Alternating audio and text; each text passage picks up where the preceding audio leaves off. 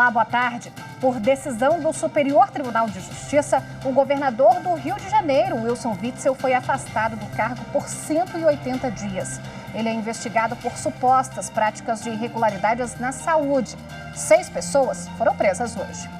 A decisão do STJ é um dos destaques do Jornal da Justiça e você vai ver também. Ministra Rosa Weber, do STF, suspende queixa-crime de Dilma Rousseff contra Bolsonaro até o fim do mandato presidencial. O cargo de presidente da República dá a Bolsonaro imunidade temporária. Eleições 2020. TSE amplia horário de votação em 1 hora. Agora, os eleitores vão poder votar a partir das 7 horas da manhã até as 5 horas da tarde. E ainda, novo presidente do STJ diz que sustentabilidade e transparência serão os pilares de sua gestão. Nós somos instrumentos do poder. O dono do poder é o cidadão.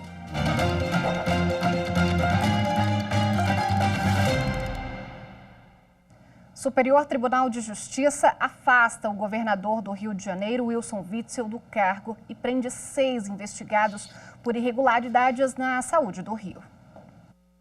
A decisão do ministro Benedito Gonçalves determinou o afastamento de Wilson Witzel do cargo por 180 dias e ainda proibiu o acesso dele às dependências do governo do estado, a comunicação com funcionários e a utilização dos serviços.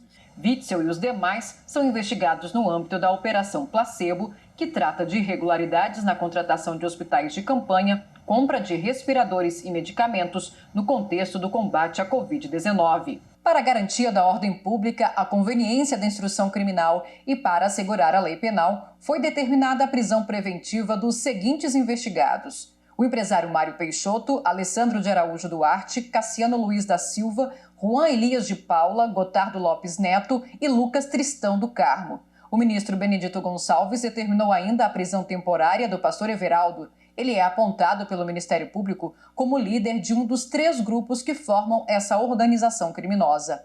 Os presos e Witzel estão proibidos de manterem contato entre si com os demais investigados e com as testemunhas do caso.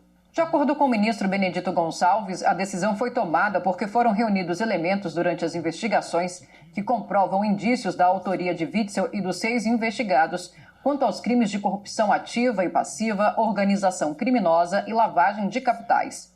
O ministro ressaltou ainda que os crimes foram cometidos por meio de contratos ilicitamente direcionados, firmados com entidades variadas, tendo sido a estrutura gestada e financiada antes mesmo da eleição de Witzel em 2018. O pedido de prisão do governador feito pelo Ministério Público não foi acolhido. O ministro Benedito Gonçalves entendeu ser suficiente o afastamento do cargo. Com a decisão, o governador deixa de ter poder para a liberação de recursos e contratações. No fim da manhã, o governador Wilson Witzel fez um pronunciamento e se defendeu das acusações. O governador disse que é vítima de uma perseguição política no estado e afirmou que ele mesmo havia afastado o secretário de Saúde quando percebeu irregularidades. O Wilson Witzel anunciou que vai tentar reverter o afastamento. Nós vamos tomar as providências necessárias junto ao STJ, junto ao Supremo Tribunal Federal, para que rapidamente seja revertido esse afastamento. O Rio precisa do governador que ele elegeu. Wilson Witzel também é alvo de processo de impeachment na Assembleia Legislativa do Rio de Janeiro. O processo está travado porque ele entrou com recurso sobre a tramitação no Supremo Tribunal Federal. Com o afastamento do governador, o vice Cláudio Castro assume o cargo. Ele também é alvo de mandado de busca na operação da Polícia Federal e da Procuradoria-Geral da República, que começou logo cedo. Os 380 agentes cumpriram mandados também nos estados de Alagoas, Espírito Santo, Minas Gerais, Rio de Janeiro, Sergipe, São Paulo e Piauí, além do Distrito Federal. Também existem ações de cooperação policial internacional, com medidas sendo cumpridas no Uruguai. Na medida de suas participações, os investigados responderão pelos crimes de organização criminosa, peculato, corrupção ativa e corrupção passiva e lavagem de dinheiro. Em nota, o Partido Social Cristão, partido do governador e do pastor Everaldo, afirmou que confia na justiça e no amplo direito de defesa de todos. O partido anunciou que o vice-presidente nacional da legenda, Marcondes Gadelha, vai assumir a presidência no lugar de pastor Everaldo. A ministra Rosa Weber, do Supremo Tribunal Federal, suspendeu uma queixa-crime apresentada pela ex-presidente Dilma Rousseff contra o presidente Jair Bolsonaro. Segundo a denúncia, Bolsonaro teria cometido injúria ao postar um vídeo em uma rede social ofendendo Rousseff e integrantes da Comissão da Verdade. Para a ministra Rosa Weber, do STF, a queixa-crime contra Jair Bolsonaro não pode ter prosseguimento, já que o cargo de presidente da República dá a Bolsonaro imunidade temporária. Na decisão em que suspende a denúncia até o fim do mandato presidencial, a ministra entendeu que a publicação feita no ano passado é apenas a reprodução de um vídeo de 2014, quando Bolsonaro ainda era deputado federal, e que a postagem não tem ligação com o atual mandato de presidente da República. No vídeo, Bolsonaro faz críticas aos trabalhos de Dilma Rousseff e da Comissão da Verdade, criada para apurar crimes cometidos durante a ditadura militar. Para a relatora do caso no STF, não houve ofensa no texto da postagem feita em uma rede social. E as declarações de Bolsonaro feitas no vídeo estavam protegidas pela imunidade parlamentar. O prazo para uma possível punição de Bolsonaro também está suspenso. E o plenário virtual do Supremo Tribunal Federal julgou um recurso sobre tempo de exercício no cargo e direito a proventos integrais de aposentadoria. Os detalhes com Gisele Reis, consultora jurídica da TV Justiça. A decisão do Supremo Tribunal Federal sobre a correta aplicação das regras relativas à aposentadoria de integrantes de carreiras públicas irá solucionar aproximadamente 600 processos que aguardam conclusão, além de direcionar os magistrados de todo o país quando se depararem com o mesmo tema. O caso chegou ao Supremo a partir da negativa da aposentadoria de um membro do Ministério Público com proventos de procurador de justiça, sob a alegação de que ele não tinha permanecido no cargo de procurador pelo prazo mínimo de 5 anos. A questão discutida no recurso extraordinário, com repercussão geral reconhecida, girava em torno da interpretação da Emenda Constitucional número 20 de 98, que passou a exigir o prazo de 5 anos de exercício no cargo em que se dará a aposentadoria para recebimento de proventos integrais. O relator, ministro Dias Toffoli, destacou que o objetivo da emenda era evitar que aquele que entrasse no serviço público e contribuísse por brevíssimo tempo tivesse direito à aposentadoria com proventos integrais. A emenda garantiu um tempo mínimo e razoável de contribuição para equilíbrio do sistema previdenciário. O entendimento que prevaleceu no plenário virtual do STF é que a emenda tratou de cargos isolados, que são aqueles sem hierarquia que não têm promoção. Portanto, não se aplica entre cargos com classes dentro de uma mesma carreira. Sendo assim, naquelas situações de carreira pública escalonada, como no caso da carreira da magistratura, Ministério Público, Defensoria Pública, esse prazo para recebimento dos proventos integrais deve ser considerado a partir do efetivo ingresso na carreira. Uma decisão do Tribunal Regional Federal da Primeira Região garantiu a aposentadoria especial a um homem que trabalhou como lubrificador em postos de combustíveis.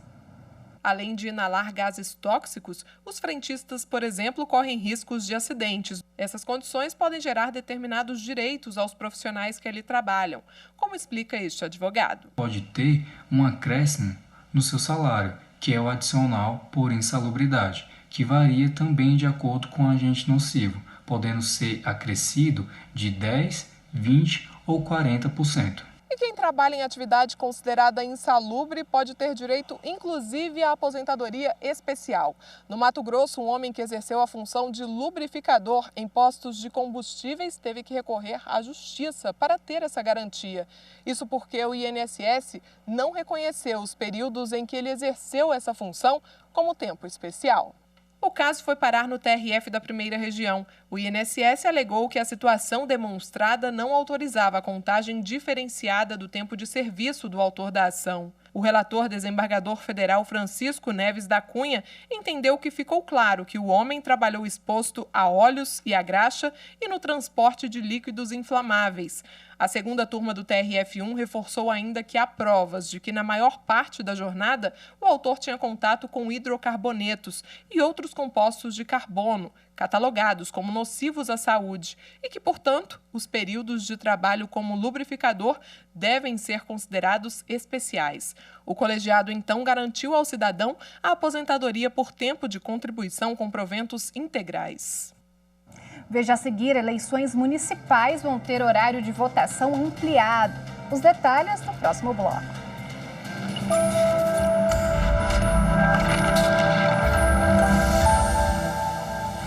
A nossa Constituição, constituída sobre bases democráticas, possui os direitos dos cidadãos brasileiros previstos e devem ser concretizados.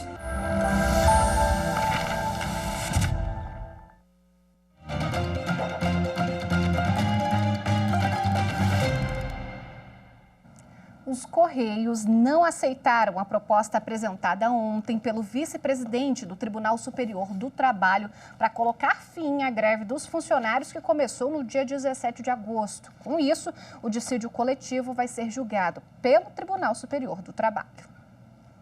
Foram 2 dias de reuniões telepresenciais com representantes dos Correios e das entidades sindicais que representam os empregados. Até que o vice-presidente do Tribunal Superior do Trabalho, ministro Vieira de Mello Filho, apresentou ontem à tarde uma proposta de acordo entre as partes. Os empregados aceitaram, mas a empresa não. Na proposta, o ministro previa a renovação das 79 cláusulas vigentes, sem reajuste nas cláusulas econômicas. Os Correios só concordaram com a manutenção de 9 delas. A empresa ajuizou a ação de dissídio coletivo na última terça-feira, relatando o insucesso das negociações e pedindo a concessão de decisão liminar a respeito da abusividade da greve. Agora, sem acordo, o processo foi distribuído à ministra Cátia Arruda para julgamento na sessão de dissídios coletivos do TST. Pessoas com doenças raras reclamam da falta de acesso a medicamentos de alto custo. Em março, o Supremo Tribunal Federal definiu critérios para a compra dos remédios, mas pacientes afirmam que decisões judiciais não estão sendo cumpridas pelo governo. R$18 mil a dose. A Burosumab é um medicamento que precisa ser aplicado no paciente a cada 15 dias. Márcio é um deles. Ele tem raquitismo hipofosfatêmico, doença rara que afeta os ossos. O comerciante conseguiu na justiça o direito de receber o remédio de graça. Temos uma decisão judicial há 6 meses para conseguir o medicamento, né? Então, a gente segue confiante que a justiça vai se cumprir. Em março, o Supremo Tribunal Federal decidiu que o governo só deve fornecer medicamentos de alto custo que tiverem na lista do Sistema Único de Saúde e sejam registrados pela Anvisa, Agência Nacional de Vigilância Sanitária. A decisão da Justiça Federal que deu ao Márcio o direito de receber o remédio já foi baseada neste entendimento do STF. Só no ano passado, o Ministério da Saúde gastou quase R$1,5 bilhão na compra de medicamentos por demandas judiciais. 90% do valor foram usados para custear tratamentos de doenças raras. Segundo o Instituto Vidas Raras, o acesso a 85% dos remédios ocorre por meio da Justiça, mesmo com a aprovação em 2014 da Política Nacional voltada para esses pacientes. A entidade relata ainda dificuldades de ter decisões judiciais respeitadas pelo Ministério da Saúde. A falta de compra pelo Ministério da Saúde tem sido uma coisa muito crônica. Os pacientes estão sofrendo por volta de 2 a 3 meses sem tratamento. A produção do Jornal da Justiça entrou em contato com o Ministério da Saúde, mas até o momento a gente não teve nenhuma resposta. O presidente do Tribunal Superior Eleitoral, ministro Luiz Roberto Barroso, anunciou nesta quinta-feira o horário de votação das eleições municipais de 2020. A ampliação será de 1 hora. Agora, os eleitores vão poder votar a partir das 7 horas da manhã até as 5 horas da tarde. Antes, as eleições começavam às 8 da manhã. O pleito municipal está marcado para o dia 15 de novembro em mais de 5.500 municípios brasileiros. Nos locais onde houver necessidade de segundo turno, ele irá ocorrer em 29 de novembro. Não foi possível estender para mais tarde do que isso, porque em muitas partes do Brasil, depois dessa hora, há dificuldade de transporte e a problemas de violência. E, após ouvir a consultoria sanitária, o Tribunal Superior Eleitoral estará reservando o primeiro horário de 7 às 10 horas da manhã, preferencialmente para as pessoas maiores de 60 anos que já estão no grupo de risco para a pandemia da Covid-19. O presidente do TSE também reforçou que a Justiça Eleitoral vai receber doações da iniciativa privada de equipamentos de segurança, como mais de 7 milhões de máscaras, quase 2 milhões de proteções faciais e mais de 1 milhão de litros de álcool em gel. Nós estamos fazendo todo o possível para conciliar, na maior medida, a saúde pública da população com as demandas da democracia. Votando nas eleições municipais que você define o destino da sua cidade e, em última análise, os rumos do Brasil. Vote consciente. Com a pandemia do novo coronavírus, as eleições municipais deste ano precisaram ser adiadas para os dias 15 e 29 de novembro. Com isso, todo o calendário eleitoral foi adaptado. As convenções partidárias, por exemplo, ficaram entre os dias 31 de agosto e 16 de setembro. Antes das eleições, os filiados a um partido político se reúnem para escolher candidatos e definir o destino de parte dos recursos que vão ser gastos nas campanhas. São as convenções partidárias. Inicialmente, elas estavam marcadas para começar no dia 20 de julho, indo até 5 de agosto. Com o adiamento das eleições por causa da pandemia do novo coronavírus, os partidos têm agora entre os dias 31 de agosto e 16 de setembro para realizar os eventos. Uma novidade é que agora as convenções vão poder ser realizadas de forma virtual. Essa adaptação foi definida pelo Tribunal Superior Eleitoral para não gerar aglomerações durante as reuniões. Para isso, os partidos vão poder usar o sistema de registro de candidaturas como o livro-ata. O TSE respondeu uma consulta permitindo que os partidos façam a convenção virtual, na modalidade virtual. Em seguida, foi aberto um grupo de estudo em que se estabeleceu ali algumas diretrizes para os partidos políticos realizarem essas convenções virtuais. Cabe aos partidos políticos dar ampla publicidade às convenções. As reuniões podem ser acessadas por qualquer pessoa interessada, mas alguns assuntos específicos podem ser discutidos apenas entre filiados da legenda. Para disputar as eleições municipais, o político precisa ter o nome aprovado na convenção. Se o candidato não foi escolhido em convenção, ele não pode concorrer. Caso ele tenha sido escolhido em convenção e o partido ou a coligação deixou de apresentar o seu registro, ele tem que apresentar à Justiça Eleitoral, no prazo legal, o seu registro individual de candidatura. Você pode acessar os prazos das convenções partidárias e demais datas do calendário eleitoral no site do Tribunal Superior Eleitoral, tse.jus.br. Veja a seguir, novo presidente do STJ diz que sustentabilidade e transparência vão ser os pilares da gestão dele à frente da Corte.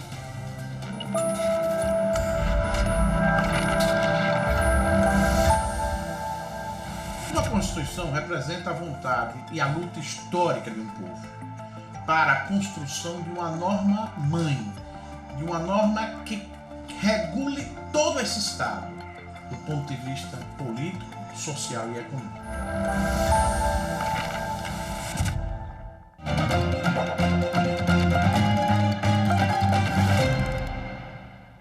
Os ministros do Superior Tribunal de Justiça, Humberto Martins e Jorge Mussi, tomaram posse como presidente e vice-presidente do Superior Tribunal de Justiça na tarde de ontem.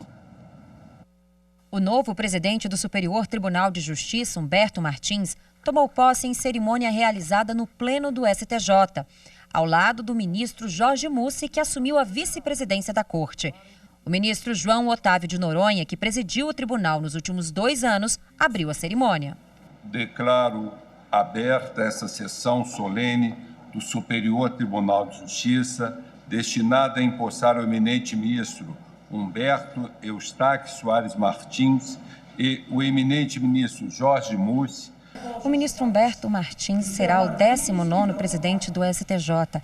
Ele e o ministro Jorge Mussi foram eleitos pelo Pleno do Tribunal no dia 5 de maio em sessão por videoconferência. Além do STJ, o ministro Humberto Martins também assume a presidência do Conselho da Justiça Federal e o ministro Jorge Mussi a vice-presidência do CJF e o cargo de Corregedor-Geral da Justiça Federal. Os dois estarão à frente das duas instituições no biênio 2020-2022. Humberto Martins se tornou ministro do STJ em 2006 e, nos últimos 2 anos, ocupou o cargo de Corregedor Nacional de Justiça. Em sua primeira fala como presidente do STJ, ele declarou que sua gestão será participativa e firmou o compromisso com a sustentabilidade e a transparência. Ressalto que entre os pilares da minha gestão, à frente do STJ, além da gestão participativa e da valorização, estão um compromisso com a responsabilidade, com a legalidade, com a moralidade, com a sustentabilidade, com a transparência, mas, sobretudo, com respeito ao cidadão. Nós somos instrumentos do poder. O dono do poder é o cidadão. A ministra Laurita Vaz fez um discurso em homenagem ao novo presidente, que foi vice na sua gestão à frente do tribunal. Seu apoio incondicional e sua disposição para ajudar foram essenciais para vencer os obstáculos decorrentes do ofício. Por causa da pandemia da Covid-19, a cerimônia deste ano seguiu o protocolo diferente das anteriores. A solenidade não foi aberta ao público. Estavam presentes apenas algumas autoridades, entre elas o presidente da República, Jair Bolsonaro, o presidente do STF, Dias Toffoli, os presidentes da Câmara e do Senado, Rodrigo Maia e Davi Alcolumbre, o procurador-geral da República, Augusto Aras, e o presidente da OAB, Felipe Santa Cruz. Os convidados participaram da cerimônia por videoconferência, algo inédito no tribunal. O Supremo Tribunal Federal está lançando a primeira edição da Constituição do Brasil em castelhano e uma edição em inglês revisada. Nestas páginas, os textos são em espanhol, mas o conteúdo é totalmente brasileiro. A Constituição Federal de 1988 agora pode ser lida e compreendida no 4º idioma mais falado do mundo. A versão inédita é uma iniciativa do presidente do Supremo Tribunal Federal, ministro Dias Toffoli. Também foi lançada uma versão revisada em inglês, traduzida originalmente pela Câmara dos Deputados. O trabalho minucioso feito pela Secretaria de Documentos Oficiais e pela Assessoria de Assuntos Internacionais do STF levou pouco mais de 1 ano até ficar pronto. Havia uma versão em inglês já publicada, que era uma versão da Câmara dos Deputados. E a gente revisou essa edição e atualizou, incorporando até a Emenda Constitucional 106. E a versão em castelhano é nova, começou do zero e vai até a Emenda 105. Inicialmente foram impressos 150 volumes de cada versão. As versões impressas, por definição, são mais limitadas, são enviadas para os nossos interlocutores internacionais, organismos internacionais, tribunais, especialistas, e também aqui vamos fazer chegar às embaixadas em Brasília. Para todo mundo, o acesso é fácil também pela página do Supremo, que tem a versão em PDF, tanto em português quanto em inglês e castelhano. É a nossa Carta Magna alcançando um número cada vez maior de pessoas, mostrando ao mundo por que é chamada de Constituição Cidadã, tão importante para a democracia brasileira. Os principais benefícios que a gente pode destacar seria o aumento no diálogo com as cortes constitucionais internacionais e também a ampliação do conhecimento da Constituição Federal Brasileira, não só por parte de estudantes, mas também de cidadãos comuns e estrangeiros, de forma que eles venham a conhecer ainda mais a Constituição Federal Brasileira e toda a sua importância dentro do nosso país. O judiciário brasileiro gera muita curiosidade, muita atenção no exterior, e as decisões recentes e os números que o Supremo produz são muito respeitados e geram muita admiração por parte das outras cortes do mundo. E o Jornal da Justiça fica por aqui. Uma ótima tarde para você e tenha também um excelente fim de semana. Tchau, tchau.